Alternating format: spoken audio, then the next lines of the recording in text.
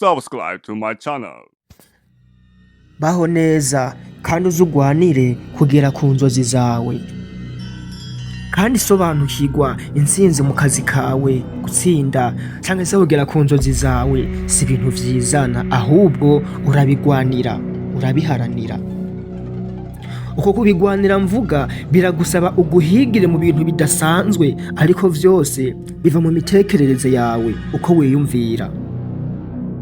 Benshi muri twebwe tuza kubimenya ariko twamaze gutsindwa cyangwa se guhomba, niho ucubona neza inzira wari gucamwo, inzira wari kunyuramwo kugira ngo ugere ku nzozi zawe, ico nise intsinzi.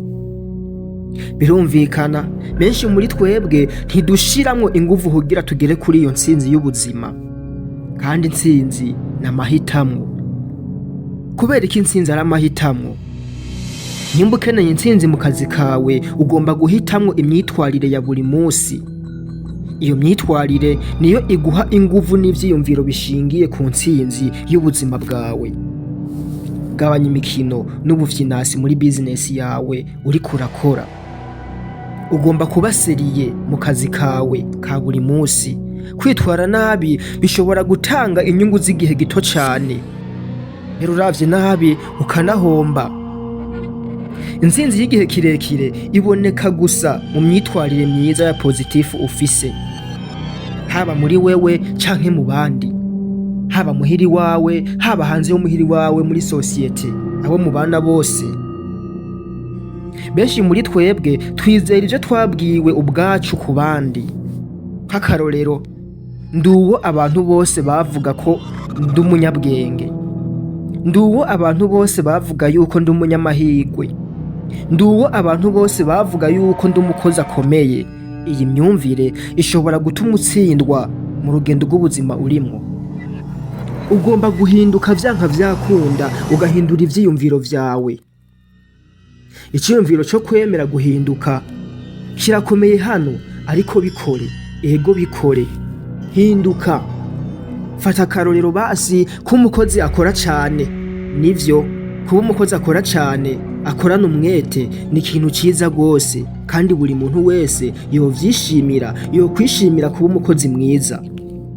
Ariko kuba umukozi mwiza mu buhe buryo? Kuba umukozi mwiza mu buhe buryo bwo kuba umukozi akora cyane? Burya umuntu atigera aruhuka, ahora ahangayikishijwe n'akazi ariko arakora. Uyu ntaramenya guhinduka mu kazi kiwe, ntaramenya business icyo ari cyo. Bizomugora kwiyumvira ku bindi bishasha, bizomugora gutekereza ku vyiyumviro bishasha kugira business yiwe itere imbere gusumba uko imeze.